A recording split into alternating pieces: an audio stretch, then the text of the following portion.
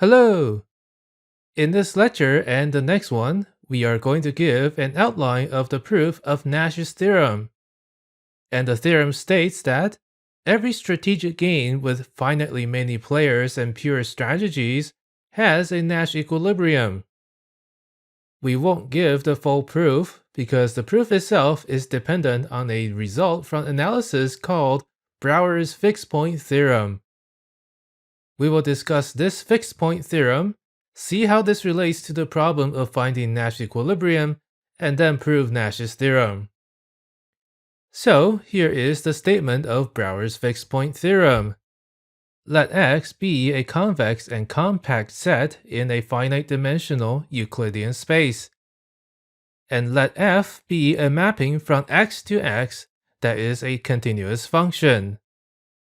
Then there exists some point x0 in X such that f of x0 is equal to x0. This is called a fixed point. This seems like a bizarre theorem with no apparent relation with strategic games. We will start making some connections after we explain the theorem. But before we explain the terms in this theorem, we will look at the case where x is the line segment from 0 to 1. Consider any continuous function f that maps the line segment onto itself.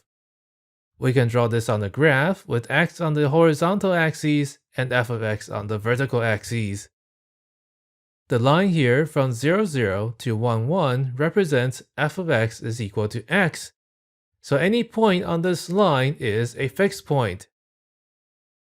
Now if you draw the graph of any continuous function from left to right, you will find that the graph of f will always intersect f of x is equal to x, producing a fixed point. This is also a consequence of the intermediate value theorem that you learned from Calc 1. Just apply the theorem to f of x minus x. So there is always a fixed point in this case. But Brouwer's fixed point theorem extends this to any convex and compact set in a finite-dimensional Euclidean space. That sounds like a lot of mathematical jargon, so let's try to explain some of these terminology from the theorem. We will not give rigorous definitions, just some rough ideas of what they mean. We will think of an Euclidean space as just Rn, with a standard dot product. This defines how we measure distance and angle. You have learned about convex sets before. A set is convex if, for any 2 points in the set, the line segment joining them is also in the set. For a precise definition, S is convex if, for all uv in S, lambda u plus 1 minus lambda v is in S for all lambda from 0 to 1. Note that the convex combination of any set of points is also convex. So anything of the form lambda 1 v1 plus all the way up to lambda n vn, where the lambdas are non-negative and sum to 1, is a convex set. A set is compact if it is closed and bounded. Closed means that all the boundary points are in the set.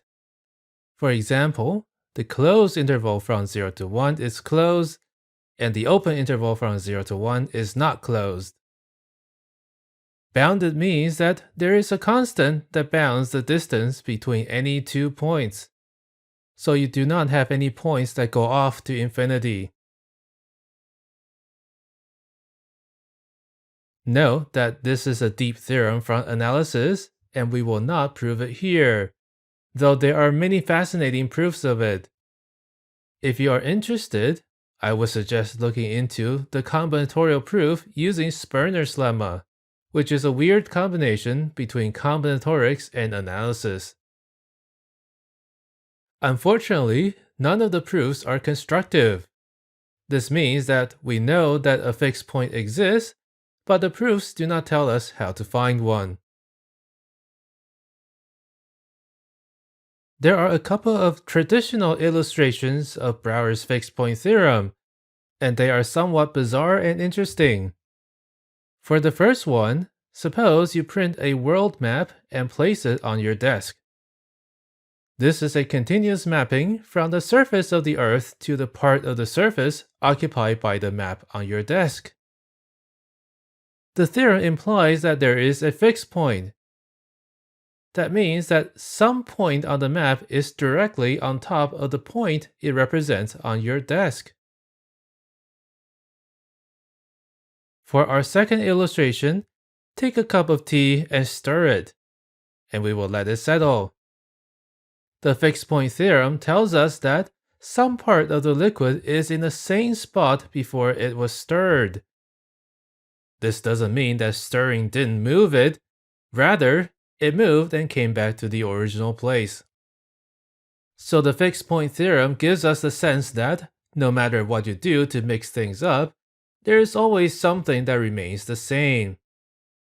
There are applications of the fixed point theorem to different branches of mathematics, and we will look at how we can use it to prove Nash's theorem.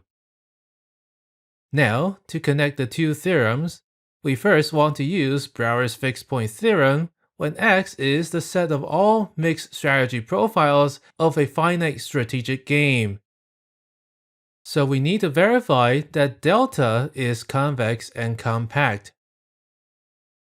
We will start with just one player I and their set of mixed strategies delta I.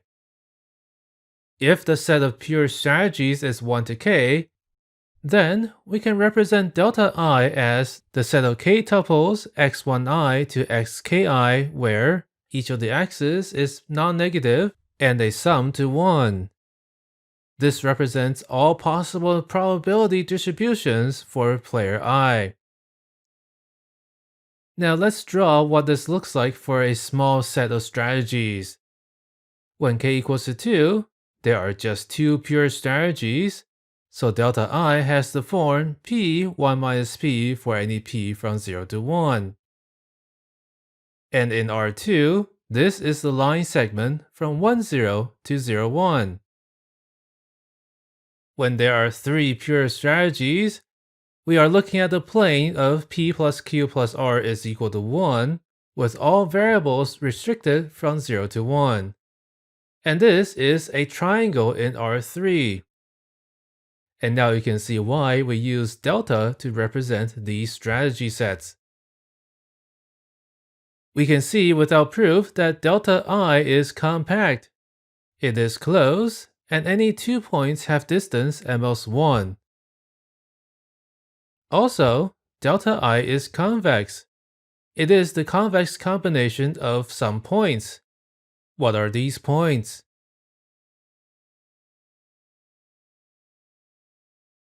It is the convex combination of the standard basis vectors e1 to ek.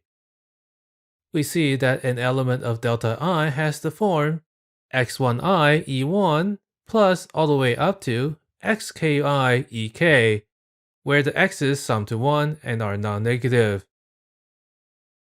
And these EIs are actually the pure strategies of player I. So this is for a particular player's strategy set delta I. What about the set of all strategy profiles delta, which is equal to the Cartesian product of delta 1 to delta n? Even though this is not exactly in the standard vector space R to the power of something, we can pretend that this is inside R with dimension size of S1 plus all the way up to the size of Sn. The set is still compact. We will invoke a result from analysis that the Cartesian product of compact sets is compact. It is also convex, and we will leave this as an exercise. So we can use delta as the set X in Brouwer's fixed point theorem. And that is our first step in connecting Nash's theorem with the fixed point theorem. What we still need to do though is to find a continuous function f that maps delta to delta. We want f to have magical properties that relate fixed points to mixed Nash equilibria. And we will do this in the next lecture.